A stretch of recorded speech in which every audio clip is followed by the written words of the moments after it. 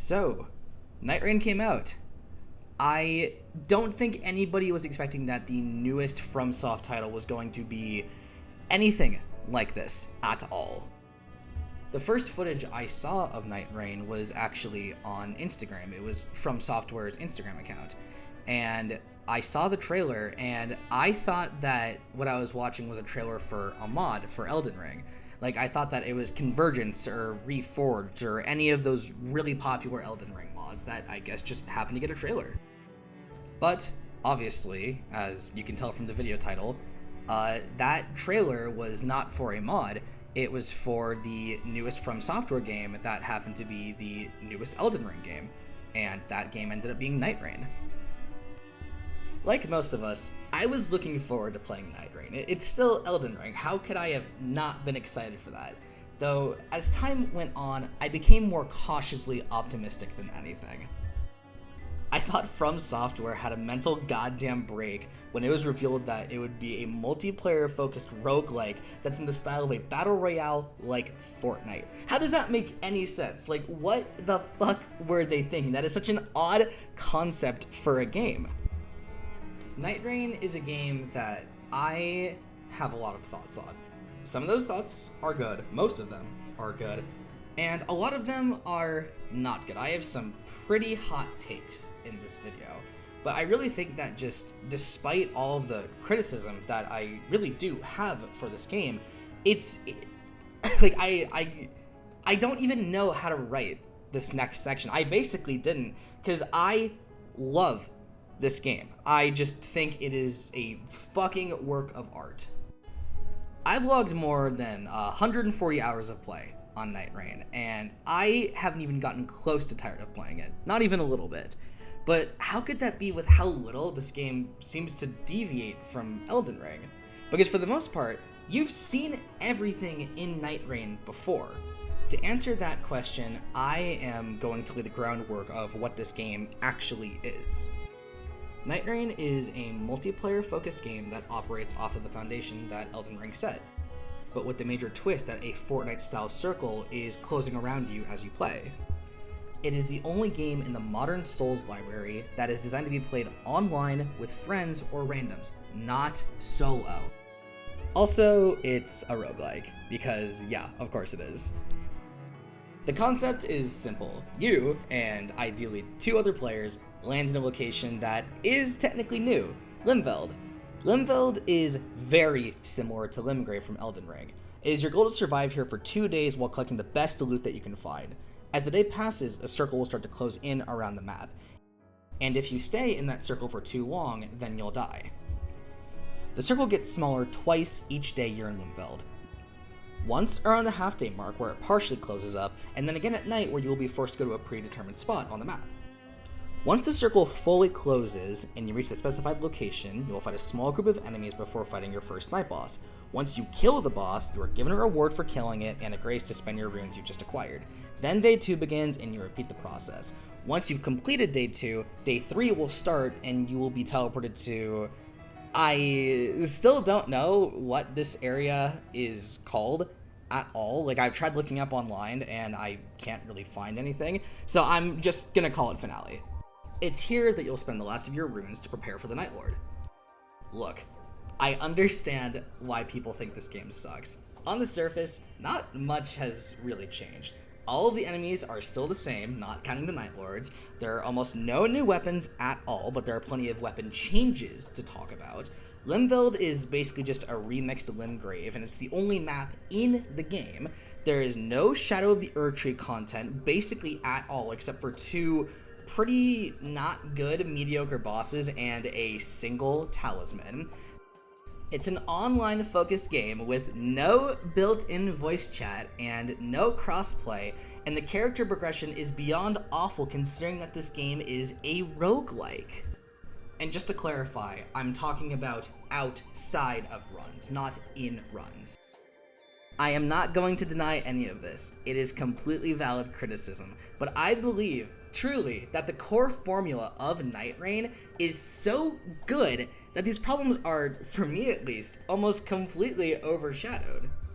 This is mainly due to what's new in Nightreign, unsurprisingly. Let's start by talking about the characters. They are absolutely fucking phenomenal.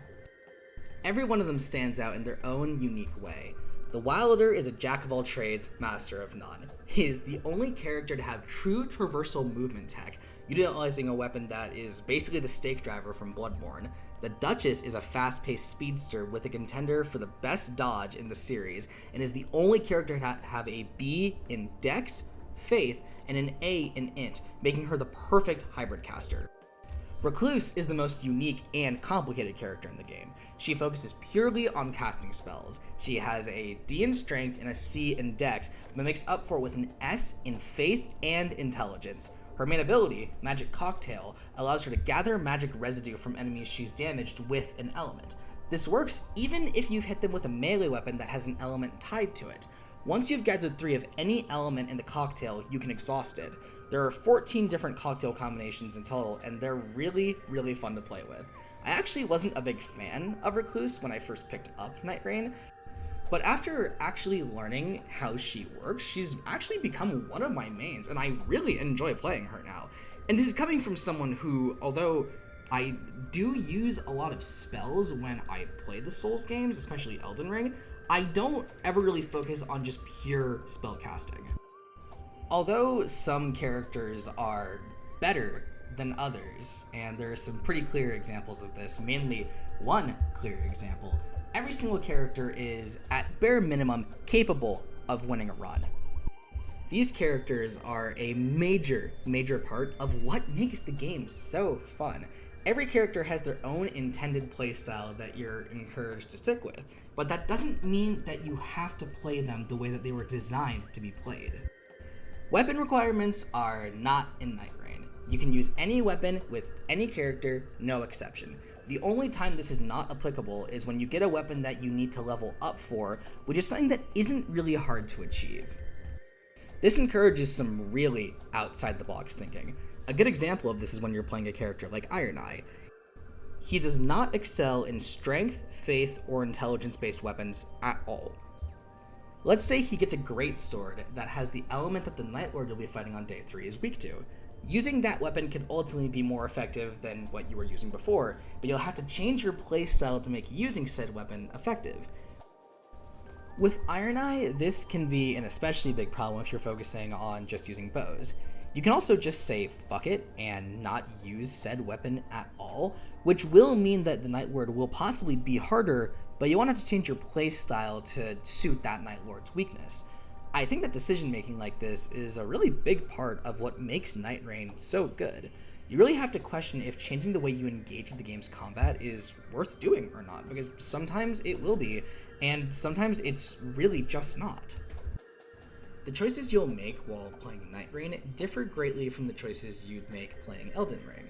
One of the most obvious examples of this is that you don't choose what stats you level up at a grace. When you level up, all of your stats get an increase.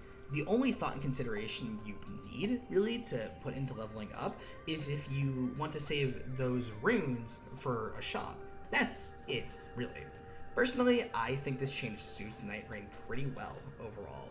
If you were able to level individual stats, it would bog down the pace of this very, very fast-paced game. Every single weapon in the game that isn't a starter for your class has a unique passive that is always active. This is the change that feels the most roguelike-esque to me besides the whole random world generation thing. In Elden Ring, there's not much of a reason to have more than a few weapons equipped at a time. In Nightreign, you are putting yourself at a massive disadvantage by not picking up everything in sight.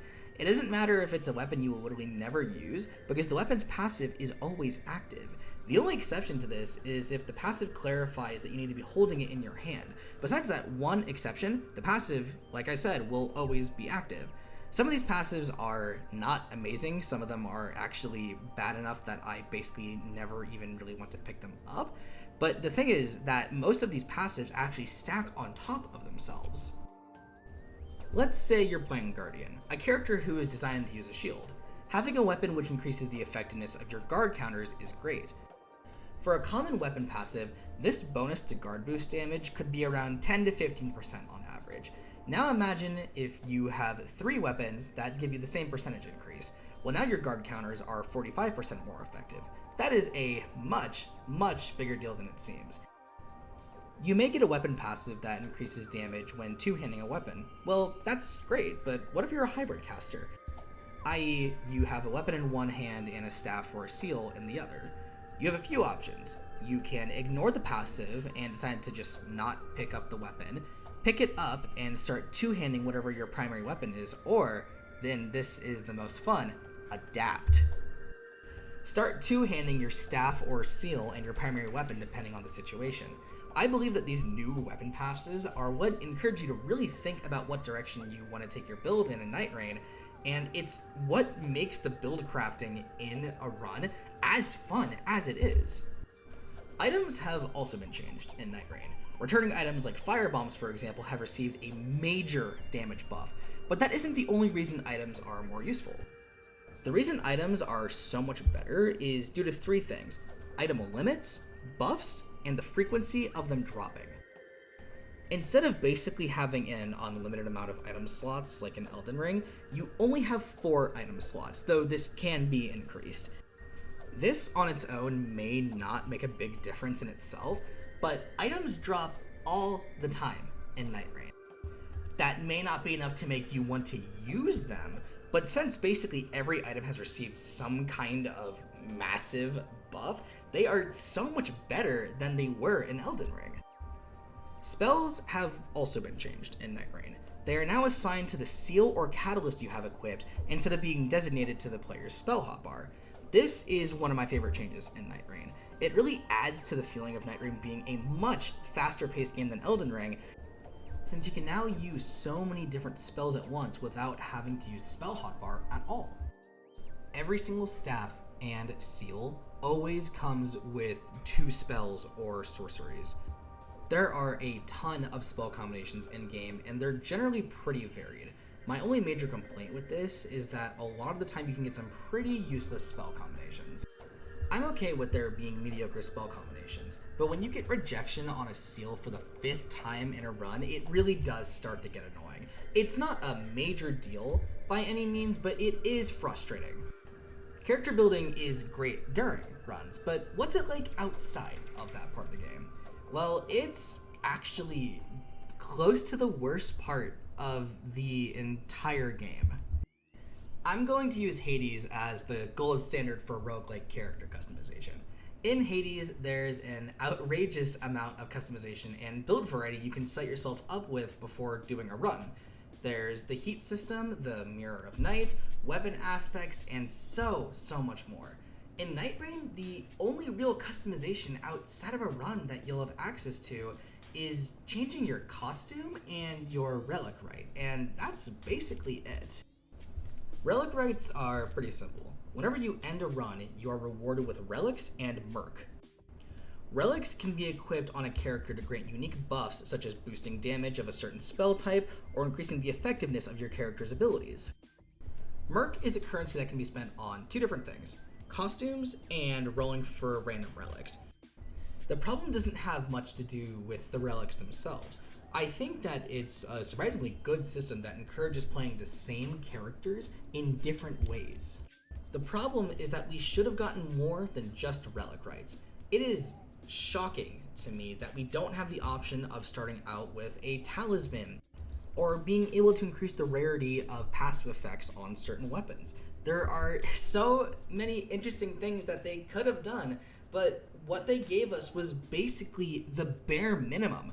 Like, yes, the relic rights are good. I think it's a good system. But in terms of just overall quality of outside of run character customization, they get like a C on a good day. It is just not good.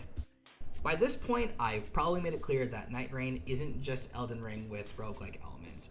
But to really make it clear, I have 2 more things I want to talk about: Shifting Earth events and world events. These are random events that will randomly activate when you're either at the beginning of a run or partway through a run.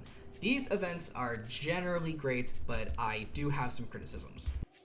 Shifting Earths are events that add brand new locations for you to explore in the same vein as Elden Ring's Legacy dungeons. There are 4 of these in total, and despite their varying quality, I think that they're all pretty good at the very least. Every shifting earth has some unique loot to find once you reach its end destination. The mountaintops are just okay, in my opinion.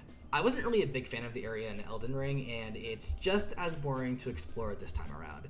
Your goal is to reach the peak of the mountain. The way up can actually be pretty fun, as watching yourself in the air with spirit springs to reach the peak is quite the spectacle. Once you reach the top, your reward is frostbite is now better, and you have more resistance to frostbite. The crater is a big step up. Instead of climbing up a mountain, you are instead descending down a massive crater in the ground. It has a pretty lame finale where to get the special shifting earth reward, you need to fight a magma worm, which is a boss that I absolutely despise. Once you beat the boss, you can upgrade one of your weapons beyond max. This is an awesome reward. When I see that a shifting earth event is active, I want to make it a super high priority to complete it and to get the special reward. I truly think that the creator does a great job of evoking this feeling while the mountaintops are just okay. Before talking about the next two shifting earth events, I want to clarify that I haven't actually spent much time with them. Why is that, you may ask? Well, for some godforsaken reason, shifting earth events and world events barely ever happen. As someone who has done over 100 runs, I've seen maybe 20 or 30 shifting earths so far. This could have something to do with the fact that I am exclusively a solo player and how that can fuck with the frequency of events, but even so, the fact that I can go 15 runs or more without a single shifting earth event is absolutely wild to me. The reason I'm bringing this up now is that I barely have any experience with the remaining shifting earth events, meaning I don't have much to say about them. So if the next section sounds lazy or kind of haphazardly thrown together, that's why. The Rotted Woods. 2 words. Scarlet Rot. That's basically all I have to say. I don't despise this area, but I'm not exactly thrilled when it spawns in either. Nocleteo, the Shrouded City, is hands down the best shifting earth event in the game. The Nocron themed areas in Elden Ring were already a ton of fun to explore, and they are just as fun here. I still don't really have all that much to say about these last two shifting earth events, but I'm still glad that they both exist, especially Nocleteo. World events are really weird. There are 11 of them, and they seem to go with the quantity over quality approach, which is something that I actually don't have a very big problem with. Unlike shifting earth events, which will be active throughout the entire run, world events trigger very randomly and will only be active for a certain time. The only event out of all of these, to my knowledge, that will last throughout the entire run is the Cataclysm event. Completing them is generally a high priority, not because the rewards you get are all that great, but because if you don't complete some of them, you've basically bricked your whole run. The best example of this is the Curse of a Demon event. A certain Night Lord will spawn in and sap away 25% of your health, permanently. That is unless you track him down and pay a total of 15,000 runes. On day 2, I think it actually goes up to 25,000 runes, but I'm not entirely sure what the actual number is. If you do this, you will not only regain all of the health that you lost, but you will also have the option of accepting a deal from him, which can grant some interesting rewards, is the way that I'm going to put it. But if you don't get to him in time, he'll disappear and you'll be stuck with 25% max less health for the entire run. I am okay with there being a penalty for not completing events like this, but the penalty is far too severe to be fair in my opinion. If this was closer to 10 or 15%, I'd be fine with it. Getting invaded by Morgott is a similar case. If you die to him, even once, especially on solo, then you just take like 25% more damage for the entire run. Like, it is such bullshit. If you die to him even a single time, that any single time he invades me and he kills me, I will just automatically restart a run, because what's the point if I'm just going to take so much more damage? Like the shifting earth events, I don't have much experience with world events due to how rarely they actually show up. I do think they're cool, and I'm glad they're in the game, but they really can be just exceptionally frustrating. World events have the same problem as shifting earth events in that they barely ever spawn. I'm pretty sure that they activate a bit more than shifting earths, but that's not much of a compliment. This is a much bigger problem than it seems due to one of Nightrein's worst problems, variety. I absolutely believe that Nightreign has better variety than people think, but that doesn't mean that it's at the same tier as a game like Hades, for example. Let's do a lightning round on a bunch of things that RNG can affect that relate to variety. There's 8 Night Lords, 13 main location types, 4 Shifting Earth events, 11 world events, 28 end-of-day bosses, 17 Everjail bosses, literally every Elden Ring weapon, unique effects on every non-starter weapon, talismans, boss rewards, consumable drops, locations being moved around, and so much more. That all sounds great, and if you haven't played Elden Ring, then it really is. But for those of us who have spent God knows how many hours in Elden Ring, there's not really much of anything new here. Almost everything in this game originates from Elden Ring. The only exceptions are the layout of the game, the playable characters, Night Lords, and that's basically it. This is the main reason I've seen for why people absolutely despise Nightreign. To all those who feel that way, I get it. I really do. But for me at least, Nightreign is a game that has truly earned my respect not for the recycled content, but the way it's recycled. I personally think that the reason everything in this game clicks so well is all due to one thing, the time limit. Time limits are something that I would like to see roguelikes incorporate more into their gameplay. Nightreign isn't actually what convinced me this would be a good idea. It was The Last of Us 2's roguelike mode, No Return. I love No Return. Being able to play The Last of Us 2 and just focus on the gameplay is absolutely fucking great. I only have one major flaw with No Return, and that is the lack of a time limit. To make a long story short, No Return is a mode where if you really want to, you can just focus purely on stealth and literally nothing else. It is so goddamn easy to just hide in a corner, wait for an enemy to get close, kill them, and repeat the process. I still really like No Return, but due to the lack of strain on the player, you really can get away with just turtling and not having to worry about breaking a sweat. It makes it such a breath of fresh air when you get put in an encounter that actually has a time limit modifier. That one modifier makes the game so much more fun that if I ever see it on an encounter while on a run, I'll actively go out of my way to pursue it. Being forced to play as quickly as you can in a game that has a major emphasis on stealth is a ton of fun. My point in all of this is that Nightreign's Circle is by far one of the game's best new mechanics. Like I said earlier, a time limit is really great at getting you out of your comfort zone. Although Nightreign's time limit does succeed in applying pressure on the player somewhat similarly to No Return, it does something that I find to be even more important. It makes you fully engage with the game's systems. Also, I feel stupid for not including this in my script, but I don't mean to imply that No Return doesn't effectively accomplish the same thing, because it does. A natural consequence of making Elden Ring a much more fast-paced game than the Dark Souls games is that you really can just speedrun your way through the areas and legacy dungeons. In nearly every Souls game before Elden Ring, this was not an option unless you had the entire game memorized. The games being much more slowly paced meant that if you tried running past all the enemies, there would be a non-zero chance of you getting completely fucked. I'm not saying that Elden Ring is a bad game, just that once you understand the scope of your toolset, it becomes really easy to just run through all the legacy dungeons without much thought given to your approach.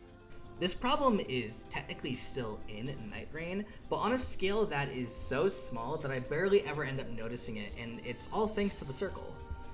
Remember how I mentioned how important routing is throughout your run? That is entirely due to the circle. The second you start your run, you need to immediately think, okay, where are all the churches? Do I need to emphasize getting a smithing stone too? Should I try to get a weapon that is the element corresponding to the weakness of the Night Lord I'll be fighting? How many Evergels should I complete? Should I go for the Shifting Earth reward? These choices feel so much more meaningful with the ever-encompassing threat of the rain over the horizon. Combining your routing along with time management makes for a shockingly fun experience, and I'm surprised that despite all the commotion I've heard about Nightreign, the time constraint mixed with careful decision making is something I've not really heard many people talk about. The reason that's so surprising to me is that I really do think that Nightrein's focus on these mechanics is not only its best improvement when compared to Elden Ring, but it is the primary reason that it ends up succeeding. A controversial topic that I'm really torn on is the enemy and boss variety. I think that the bosses have it a lot harder here than the enemies. There's actually a decent amount of variety regarding the enemies. It's not perfect or anything, but I think that there's honestly not too much to complain about. The bosses, on the other hand, are handled far, far worse. In Elden Ring, there are 15 base game remembrances and 11 Shadow of the Earthshare remembrances. Most of these are pretty good fights. Some of them aren't very good, but I enjoyed most of them. How many Remembrance bosses are in Nightreign? 10? Not quite. Maybe 7? No. 4. 4 Remembrance bosses. All we got was Morgott, Godric, Estelle, who only appears in a single shifting earth, and the Regal Ancestor, who is a mini-boss. The problem isn't these bosses. They're actually pretty good, with Morgott being especially great. It's that of all of the 15 base game Remembrance bosses, we only get 4? I get not including bosses like Fire Giant or Elden Beast, but we really couldn't have gotten Godfrey or Moog? Really? The Dark Souls bosses have it just as hard as the Remembrances. All of the bosses I've mentioned in this segment are night bosses, meaning that you can only fight them at the end of either day 1 or 2. There are 2 bosses from every Dark Souls game in Nightreign. There's Centipede Demon and Gaping Dragon from Dark Souls 1, the Duke's Dear Freya and Smelter Demon from Dark Souls 2, and the Dancer of the Boreal Valley and Nameless King from Dark Souls 3. These bosses are pretty mixed for me. I think that Dancer and Nameless King are really spectacular and are easily the best of the bunch, and I also think that Smelter Demon is pretty alright, but holy shit, the rest of these bosses are just not that good. I don't think that any of them are terrible, but I really do question what the devs were thinking by not improving their quality, or just giving us literally anything else but what we got. I'm pretty sure most of us know this by now, but for those who don't, the reason that the Dark Souls 3 bosses are so much better than the other Dark Souls bosses is due to Dark Souls 3 being a much more fast-paced game than the previous entries. When you take a slow-ass boss like Centipede Demon and put him in a fast-paced game like Nightreign, you're gonna end up spending more time hitting his ass than actually worried about being a good player and thinking about positioning. The funny thing is that these bosses weren't even that bad in their home games. They're just too slow now that the playable characters are effectively twice as fast in Nightreign as they were in Dark Souls 1 and 2. The Dark Souls 1 bosses also have shockingly low health for some reason. It's literally so low that I can kill them within 30 seconds without even breaking a sweat. Do these bosses make the game worse? I would definitely say yes. Are they the worst designed bosses FromSoft has ever made? No, definitely not. I never end up getting really pissed when these guys show up, but I'm generally not excited either. It's just so odd to think that these problems could have been fixed if they were just given a few more attacks, more health, if they were sped up a little bit. I'm not saying that this would be super easy to do, but anything would have been better than what we got. This brings me to the worst part about these bosses. Why the fuck did they choose to bring back the bosses they did and not go with something like Ornstein and Smo or Artorias? Like, what were they thinking? For the Dark Souls 2 and 3 bosses, I'm not bothered by this as much, but why weren't we given more bosses? You're telling me that we only get 6 Dark Souls bosses in this whole game. I could write this entire next section on the bosses that should have been included instead of what we got. Originally, I wasn't going to do that, but this pisses me off so much that I'm going to talk about it. Here is a list of bosses that would have been infinitely better than what we got, and to keep it fair, I won't include any final bosses. The Bell Gargoyles, Quelaag, 4 Kings especially, Ornstein and Smo, Nito, Seath, Artorias, the Pursuer, the Skeleton Lords, Ruined Sentinels, Burnt Ivory King, Abyss Watchers, Aldrich, Twin Princes, and the list goes on. There were so many great options, but they said, no, we need to put gaping goddamn motherfucking piece of shit fucking dragon in here. The bosses are by far the most baffling part of this entire game. The devs didn't just fuck up with the Dark Souls bosses, not even close. Remember when I said that there were 4 Remembrance bosses in Nightreign? Let's look at what they decided to include instead of giving us more Remembrance bosses. Look, I don't hate these bosses, at least not all of them. I just cannot understand why they thought making Wormface a night boss was a good idea. Having him be a world boss in some random ruin in the ass end of buttfuck nowhere is fine, because you can go out of your way to not fight him. But being forced to fight him when you have no ranged weapon options makes for one of the worst fights in the entire series. I wouldn't go too much into detail about Wormface, I just needed to vent about how much I hate this boss. Though most of the night bosses are better than Wormface, that doesn't mean that they're all good. There's really not a whole lot to say about these bosses. I think that most of them are fine, and I'm glad that they're here. We just should have gotten more. And the fact that we are probably only going to get more overworld and end of day bosses once the DLC drops is something that I'm really not happy about. Will the content be good? Yeah, it most definitely will. Should we have to pay $15 for it? No way in hell. This feels like the FromSoft equivalent of Nintendo not including Mario Galaxy 2 in the 3D All-Stars collection. Not having that content be there doesn't ruin the experience, but it does make it far, far worse. All of the negatives I've just mentioned do not apply to the Night Lords. These fights have rightfully earned their spot in FromSoft's biggest hits, without a doubt. You will always end your run by fighting a Night Lord. There are a total of 8 of them, and they are, for the most part, a total blast to fight. This would be a nearly perfect roster of bosses, but in FromSoft tradition, they had to put in at least one terrible boss here. That boss is Augur. Augur feels like it takes everything that Elden Beast did wrong and puts it into a fight. We aren't talking about Bed of Chaos levels of bad, not even close, but that doesn't excuse this boss for being a total goddamn waste of time. When I kill any other Night Lord, I feel like I'm on top of the world. I have never had that feeling when fighting Augur. It is just this big, blobby piece of shit boring fight that just flies around the arena and basically does nothing except splashes water at you. That's literally the whole fight is. It's just terrible. I don't even have anything to say about it. I thought I wrote more in this part of the script, but no, I didn't, because this fight bored me so much I didn't even want to write about it. How about the other Night Lords? Aside from Augur, I don't think there's really a single low point here. They are all incredibly unique. Noster is a giant moth that works in tandem with a massive scorpion looking whatever the fuck. It functions similarly to a duo, but I wouldn't put this fight in the same category of duo bosses such as Ornstein and Smough, for example. The moth and scorpion feel more like extensions of each other than actually fighting two different bosses at the same time. If I had to make a comparison, it would definitely be to the demon princes. Fulgor is a centaur who uses lightning in his attacks. He becomes a massive threat when he reaches phase 2 and starts darting around the arena at breakneck pace. As the fight goes on, he pulls a Udex Gundyr and grows a massive new arm, which he incorporates into a lot of his attacks. Fulgor is by far one of the best Night Lords in the game, if not the best. One of the reasons I think these Night Lords, and to an even greater extent the game succeeds, is the inclusion of being able to queue for as many or little bosses as you want. If you've made a build that has good synergy with Holy, for example, then maybe you'd want to queue for Gladius, who is weak to that element. But what if you want to queue for every boss? Well, you can do that at the press of a button. It is shocking to me how great of a feature this is. In a game like Slay the Spire, for example, this would not work well at all. But one of the best parts of this isn't just being able to queue for every boss, it's being able to remove bosses from the queue. If you're like me, then you hate Augur. Until its enhanced version drops, which we will get to later, I have no desire to fight it.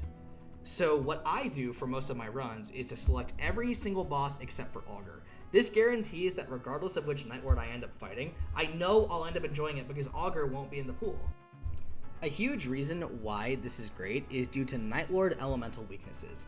Since every Night Lord has a unique weakness, it means that you'll always be routing your runs differently. If randomizing the queue wasn't an option, then you would always know what the Night Lord's weakness is even before the run starts.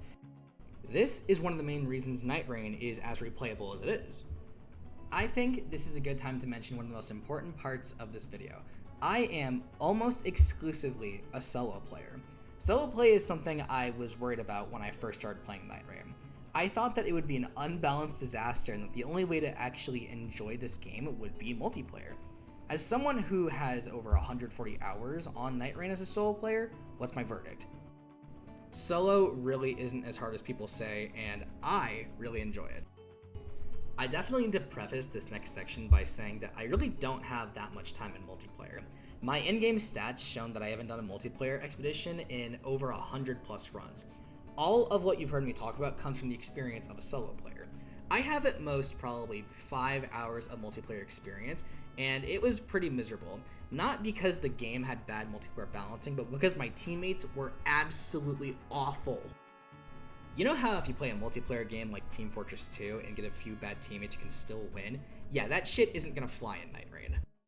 In a full stacked multiplayer session, every player will deal 1/3 of their normal damage. In solo, you will deal 100% standard damage. Dealing damage in solo is really not that difficult, and if you fuck up and die like a dumbass, you can only really blame yourself for not getting more powerful or just, playing better. You just need to explore and maybe hit up a mine, but oh no, not in multiplayer. In a full stacked multiplayer session, every player will deal 33% standard damage, or roughly that number. I'm actually not entirely sure if that's accurate or not.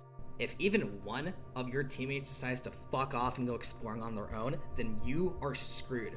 Now instead of dealing 33% damage, you and your one buddy who decided to not split up are now effectively dealing 11% damage compared to 33%. You can absolutely still win, but even if a single teammate decides they don't want to work with you, then you're fucked.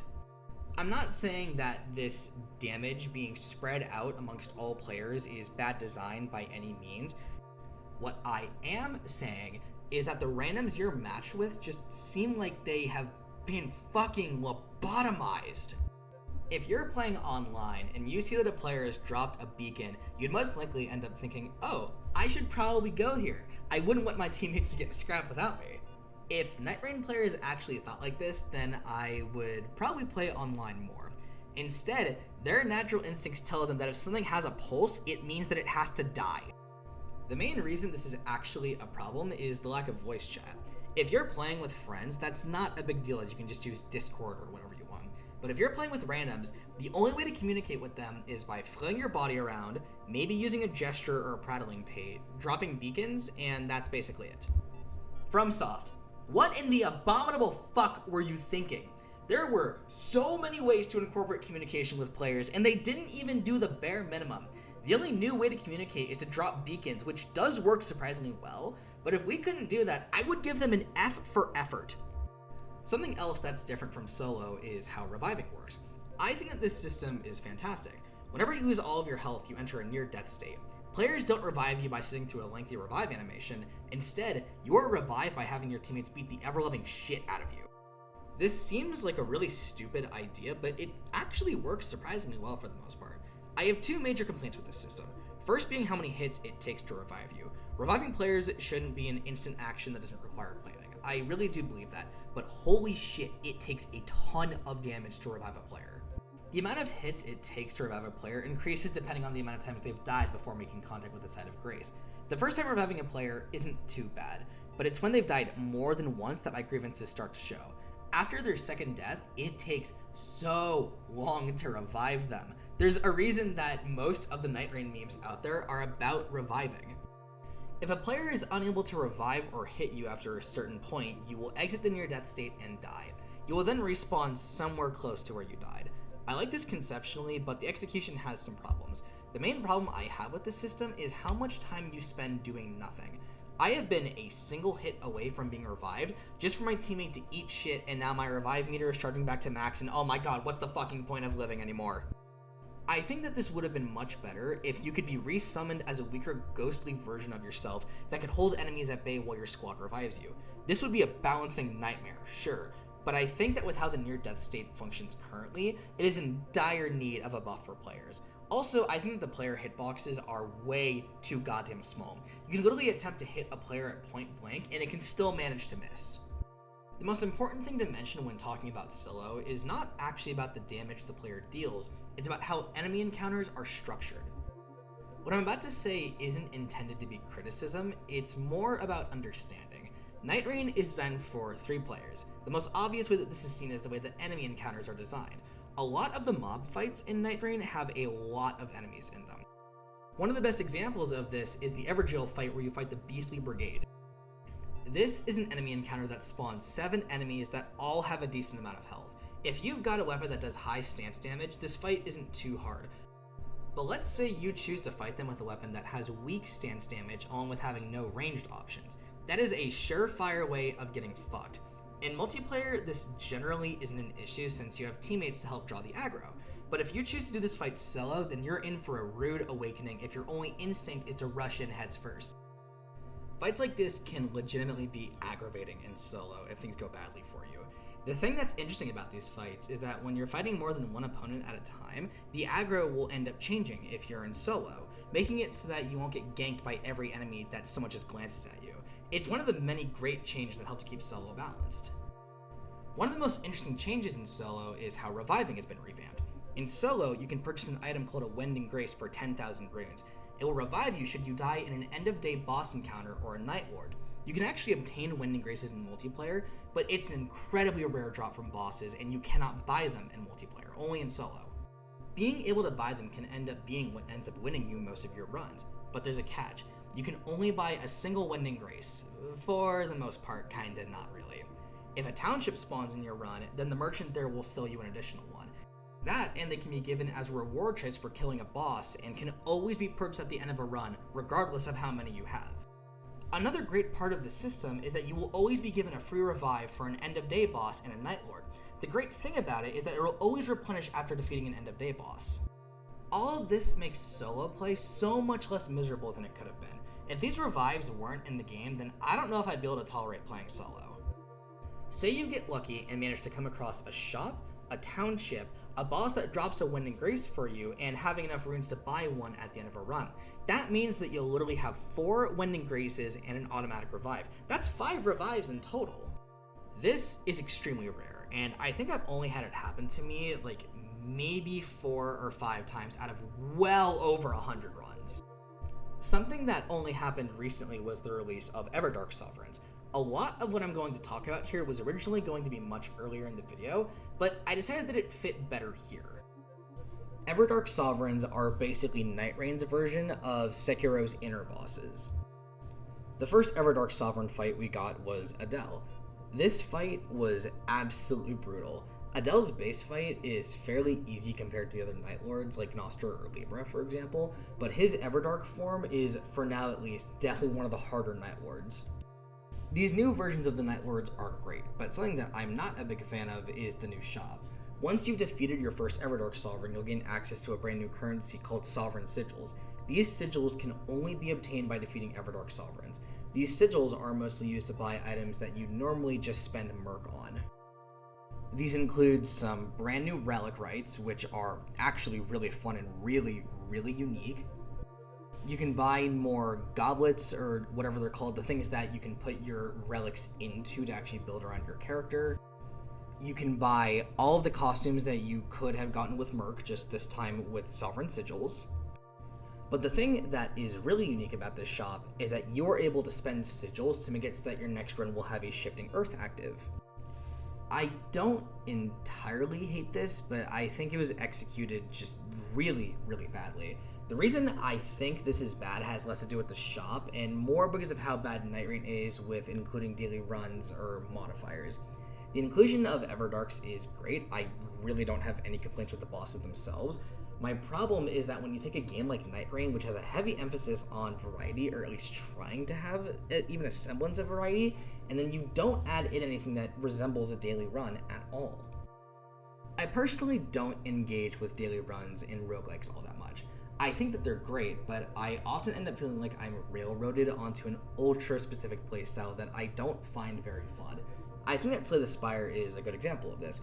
It's very common to get a daily run where there's literally only a single path to go through. Having daily runs structured like that is something that I get really bored of, and I just don't enjoy. I'd like to see a revamp to the way that Everdark Expeditions and the Collector Signboard work.